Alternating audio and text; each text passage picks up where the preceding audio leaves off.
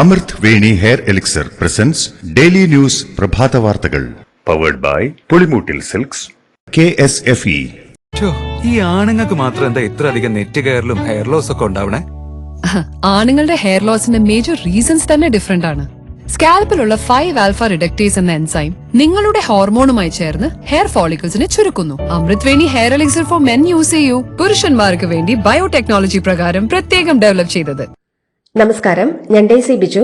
Daily ന്യൂസിന്റെ പ്രഭാത വാർത്തകളിലേക്ക് സ്വാഗതം. ഇന്ന് ഒക്ടോബർ 8 ചൊവ്വാഴ്ച. ജമ്മു കാശ്മീർ, ഹരിയാന നിയമസഭകളിലേക്ക് നടന്ന വോട്ടെടുപ്പിന്റെ ഫലം ഇന്നറിയാം. രാവിലെ 8 മണി മുതൽ വോട്ടെണ്ണൽ ആരംഭിക്കും.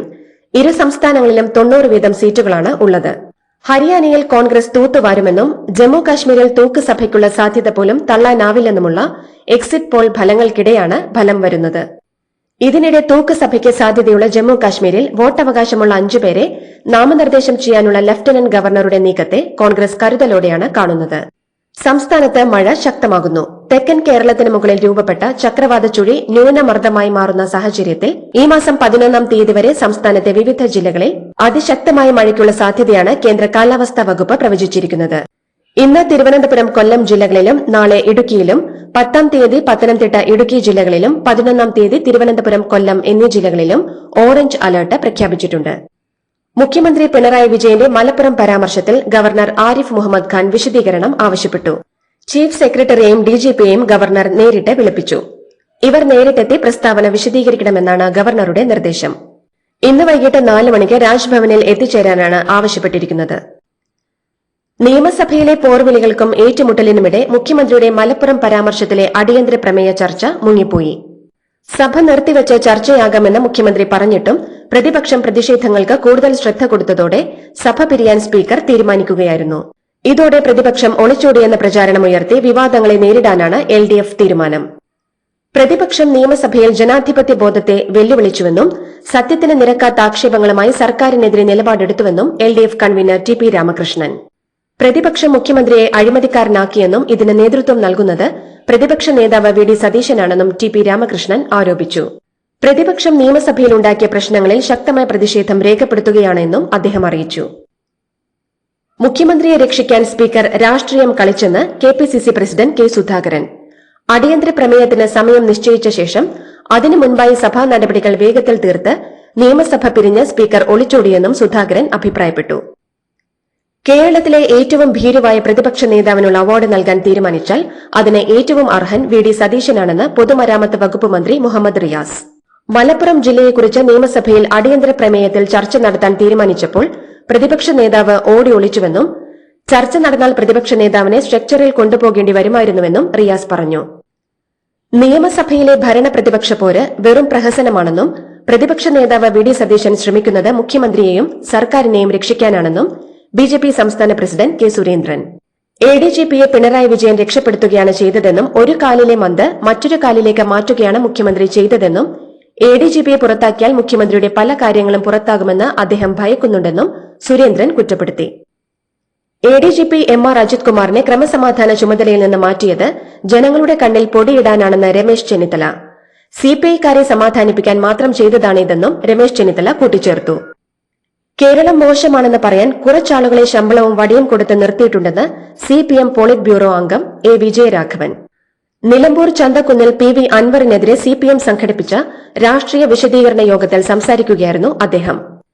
കേരളത്തിൽ ജീവിച്ചിരിക്കുന്ന ഏറ്റവും വലിയ കള്ളത്തരത്തിന്റെ ആൾ PV അൻവർ എന്ന് പറഞ്ഞ മാധ്യമങ്ങളാണെന്നും എന്നാൽ ഇപ്പോൾ മാധ്യമങ്ങൾക്ക് PV അൻവർ ലോകത്തിലെ ഏറ്റവും വലിയ മഹാനാണെന്നും കമ്മ്യൂണിസ്റ്റ് വിരുദ്ധ പ്രവർത്തനങ്ങളാണ് കേരളത്തിൽ നടക്കുന്നതെന്നും അദ്ദേഹം പറഞ്ഞു.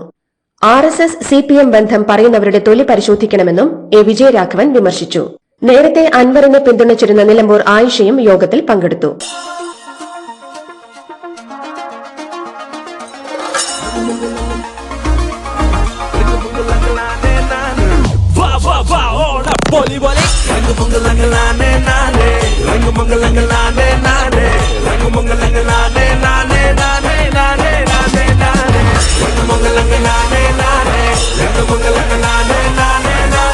ഈ Onam 100-ാം Onam, celebrating 100 years of Pulimoottil silks.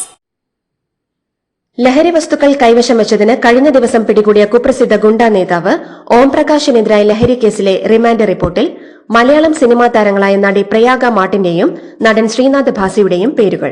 ഇവർ ഓംപ്രകാശിന്റെ മുറി സന്ദർശിച്ചുവെന്നാണ് പോലീസ് റിപ്പോർട്ടിലുള്ളത്. ഇവർക്ക് പുറമെ സ്ത്രീകളടക്കം 20ഓളം പേർ ഓംപ്രകാശിന്റെ മുറിയിൽ എത്തിയിട്ടുണ്ട് എന്നും പറയപ്പെടുന്നു. ഓംപ്രകാശിനെതിരായ ലഹരി കേസിൽ എളമക്കര സ്വദേശി ബിനു ജോസഫ് പോലീസ് കസ്റ്റഡിയിൽ. എറണാകുളം സൌത്ത് പോലീസ് പിടികൂടിയ ബിനുവിനെ മരട് പോലീസിന് കൈമാറിയിട്ടുണ്ട്. ഇയാൾ സിനിമാ താരങ്ങളെ ഓംപ്രകാശിന്റെ മുറിയിൽ എത്തിച്ചെന്നാണ് സംശയം. അതേസമയം കൊച്ചിയിലെ നക്ഷത്ര ഹോട്ടലിൽ നിന്നും മയക്കുമരുന്ന് പിടിച്ച സംഭവത്തിൽ ചലച്ചിത്ര താരങ്ങൾ ഉൾപ്പെടെ റിമാൻഡ് റിപ്പോർട്ടിൽ പേരുള്ള എല്ലാവരെയും ചോദ്യം ചെയ്യുമെന്ന് കൊച്ചി ഡിസിപി കെ.എസ്. സുദർശൻ അറിയിച്ചു. ഓംപ്രകാശിനെതിരായ ലഹരി കേസിൽ വിശദീകരണവുമായി അലൻ വോക്കർ ഷോയുടെ സംഘാടകർ.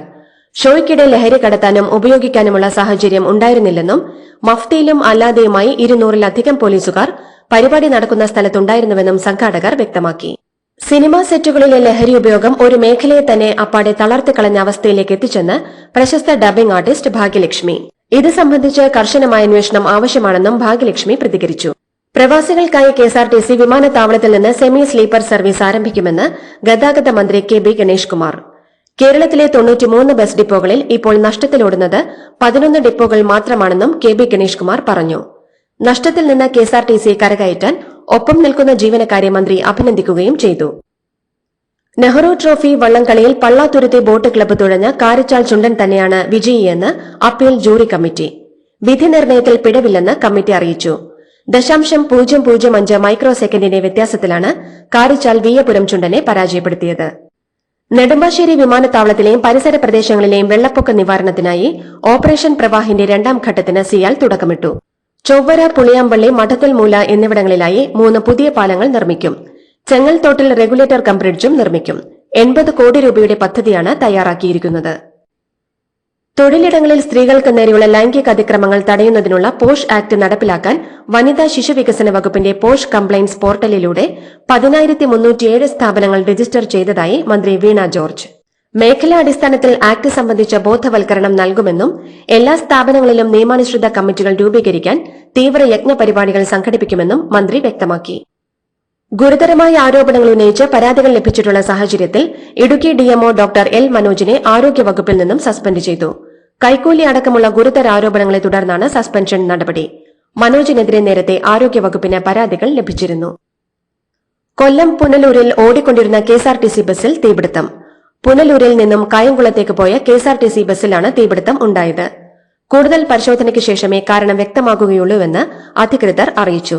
സംഭവത്തിൽ മോട്ടോർ വാഹന വകുപ്പും കെഎസ്ആർടിസിയും അന്വേഷണം തുടങ്ങി.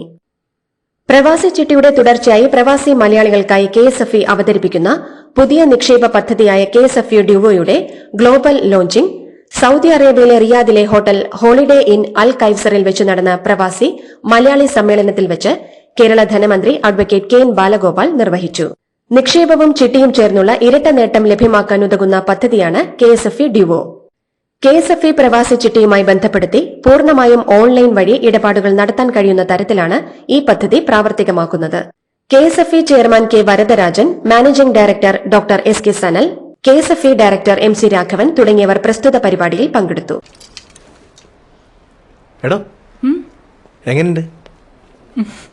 ഓണത്തിന് ഇതാണോ എടുക്കുന്നേ? ഓണക്കോടി വരും. അതെ, 10ൽ ഒരാൾക്ക് ഈ സീരീസിൽ ഓണക്കോടി സമ്മാനം. മെഗാ സമ്മാനമാണെങ്കിലും പുതുപുത്തൻ ബെൻസ് കാർ, 2ാം സമ്മാനം ഇന്നോവ ക്രിസ്റ്റ, അതും 17. ഇത്തവണ സമ്മാനങ്ങളുടെ നക്ഷത്ര തിളക്കവുമായി കെഎസ്എഫ്ഇ ഗാലക്സി ചിട്ടികൾ.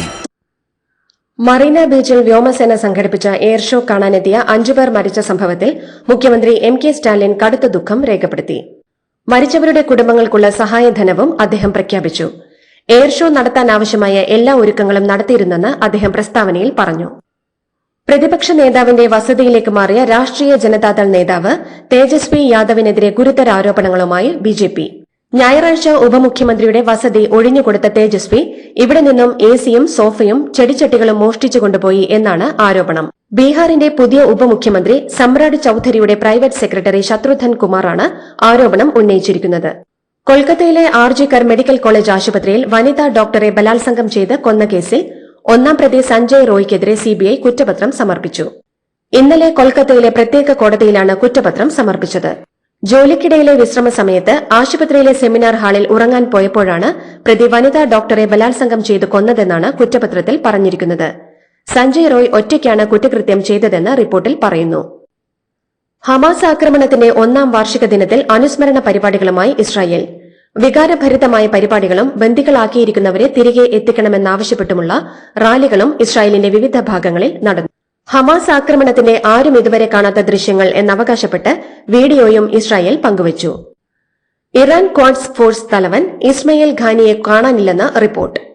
കഴിഞ്ഞ ആഴ്ച ബെയ്റൂട്ടിലെ ഇസ്രായേൽ നടത്തിയ വ്യോമാക്രമണത്തിന് ശേഷമാണ് ഖാനിയെ കാണാതായതെന്ന് ഇറാനിയൻ പ്രതിരോധ ഉദ്യോഗസ്ഥർ പറഞ്ഞു. അമേരിക്കൻ ശാസ്ത്രജ്ഞരായ വിക്ടർ അംബ്രോസ്, ഗാരെ റോബ്കിൻ എന്നിവർ 2024 വൈദ്യശാസ്ത്ര നൊബേലിന് അർഹരായി. മൈക്രോ RNA കണ്ടെത്തുകയും ജീൻ പ്രവർത്തനം ശരീരത്തിൽ ക്രമപ്പെടുത്തുന്നതിന്റെ അടിസ്ഥാന പ്രക്രിയ മനസ്സിലാക്കുകയും ചെയ്തതിനാണ് ഇരുവർക്കും നൊബേൽ ലഭിച്ചത്. ഇന്ത്യക്കായി ഒളിമ്പിക്സിൽ പങ്കെടുത്ത ആദ്യ വനിതാ ജിംനാസ്റ്റിക്സ് താരം ദീപ കർമാകർ വിരമിക്കൽ പ്രഖ്യാപിച്ചു. സാമൂഹിക മാധ്യമങ്ങളിലൂടെയാണ് ദീപ തന്റെ കരിയർ അവസാനിപ്പിക്കുന്ന കാര്യം അറിയിച്ചത്. ഇതോടുകൂടി ഡെയിലി ന്യൂസിന്റെ ഇന്നത്തെ പ്രഭാത വാർത്തകൾ സമാപിക്കുന്നു. ഡെയിലി ന്യൂസിന് വേണ്ടി വാർത്തകൾ വായിച്ചത് ഡെയ്സി ബിജു. ഡെയിലി ന്യൂസ് ലൈവ്.in വാർത്തകൾ വിരൽ തുമ്പിൽ.